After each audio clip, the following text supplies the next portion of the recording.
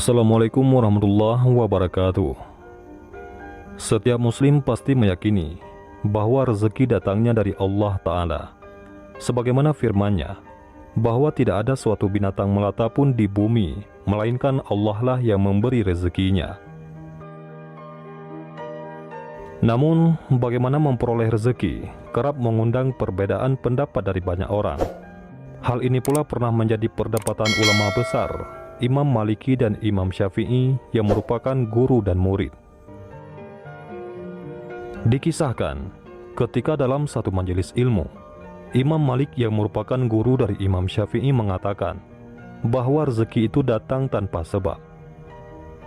Seseorang cukup bertawakal dengan benar, niscaya Allah Subhanahu wa Ta'ala akan memberikannya rezeki. Lakukan yang menjadi bagianmu, selanjutnya biarkan Allah mengurus lainnya. Demikian pendapat Imam Maliki. Imam Malik menyandarkan pendapatnya itu berdasarkan sebuah hadis Rasulullah SAW. Andai kalian bertawakal kepada Allah sebenar-benar tawakal, niscaya Allah akan memberikan rezeki kepada kalian, sebagaimana Dia memberikan rezeki kepada burung yang pergi dalam keadaan lapar, lalu pulang dalam keadaan kenyang. Ternyata Imam Syafi'i memiliki pandangan lain. Beliau mengemukakan pendapat kepada sang guru. Ya Syekh, seandainya seekor burung tidak keluar dari sangkarnya, bagaimana mungkin ia akan mendapatkan rezeki? Kata Imam Syafi'i. Imam Syafi'i menyampaikan pendapat bahwa untuk mendapatkan rezeki dibutuhkan usaha dan kerja keras.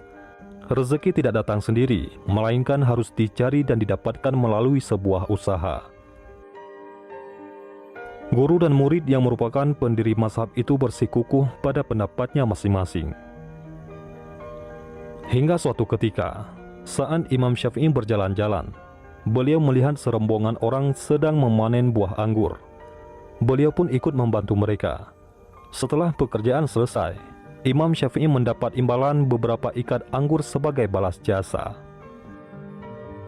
Imam Syafi'i senang bukan main. Beliau senang bukan karena mendapatkan anggur, tetapi karena memiliki alasan untuk menyampaikan kepada Imam Malik bahwa pendapatnya soal rezeki itu benar. Dengan bergegas, Imam Syafi'i menjumpai Imam Malik yang sedang duduk santai. Sambil menaruh seluruh anggur yang didapatnya, Imam Syafi'i menceritakan pengalamannya seraya berkata, "Seandainya saya tidak keluar pondok dan melakukan sesuatu, yakni membantu memanen, tentu saja anggur itu tidak akan pernah sampai di tangan saya." Mendengar itu, Imam Malik tersenyum, seraya mengambil anggur dan mencicipinya. Kemudian Imam Malik berucap pelan, "Sehari ini aku memang tidak keluar pondok, hanya mengambil tugas sebagai guru, dan sedikit berpikir, alangkah nikmatnya kalau dalam hari yang panas ini, aku bisa menikmati anggur. Tiba-tiba engkau datang sambil membawakan beberapa ikat anggur untukku. Bukankah ini juga bagian dari rezeki yang datang tanpa sebab? Cukup dengan tawakal yang benar kepada Allah, niscaya Allah akan berikan rezeki. Lakukan yang menjadi bagianmu. Selanjutnya biarkan Allah yang mengurus lainnya," kata Imam Malik. Imam Syafi'i langsung tertawa mendengar penjelasan Imam Malik tersebut. Sang guru dan murid itu kemudian tertawa bersama. Begitulah, dua imam mazhab mengambil dua hukum berbeda dari hadis yang sama. Imam Malik dan Imam Syafi'i mengajarkan kepada umat Islam bagaimana menyikapi perbedaan. Keduanya tak saling menyalahkan, lalu membenarkan pendapatnya sendiri. Begitulah indahnya Islam, apabila saling menghormati dan saling berkasih sayang. Dalam kisah lain diceritakan, suatu hari Ibrahim bin Adham, ulama sufi yang terkenal zuhud. Beliau juga seorang pedagang yang sukses. Ketika beliau melakukan perjalanan, di tengah jalan beliau menemukan seekor burung yang sayapnya patah, tidak bisa terbang, dan terpuruk di tempatnya. Seketika beliau menyuruh rombongannya untuk berhenti. "Demi Allah, aku mau melihat akankah ada burung yang mendatanginya, membawa makanan atau akankah dia mati," ucap beliau. Setelah menunggu lama, tiba-tiba datang seekor burung, lalu dia menempelkan paruhnya ke paruh burung yang sakit itu. Lalu dia memberikannya makanan. Sontak saja, Ibrahim bin Adham langsung berikrar bahwa ia akan meninggalkan dagangannya dan duduk tenang di rumahnya dengan terus beribadah kepada Allah Subhanahu wa taala.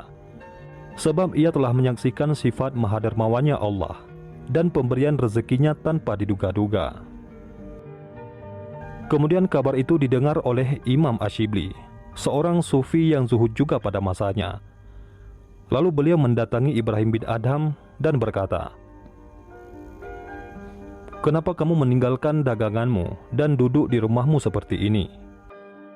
Ibrahim bin Adham menceritakan kisah yang dialaminya tentang perihal burung itu. Lalu Asyibli menjawab dengan ucapan yang mengena, "Hai Ibrahim, kenapa engkau malah memilih menjadi burung yang lemah itu, bukan memilih menjadi burung yang membawakannya makan?" Mungkin yang dimaksud oleh Imam Asyibli adalah hadis Nabi yang diriwayatkan dari Abu Hurairah radhiyallahu anhu. Seorang mukmin yang kuat atau mampu lebih baik dan lebih Allah suka daripada seorang mukmin yang lemah.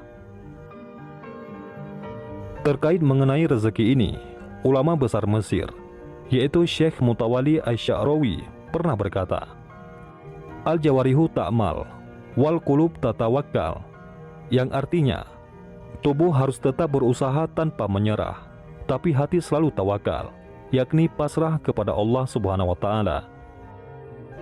Wallahu a'lam bishawab. Mudah-mudahan bermanfaat. Assalamualaikum warahmatullahi wabarakatuh.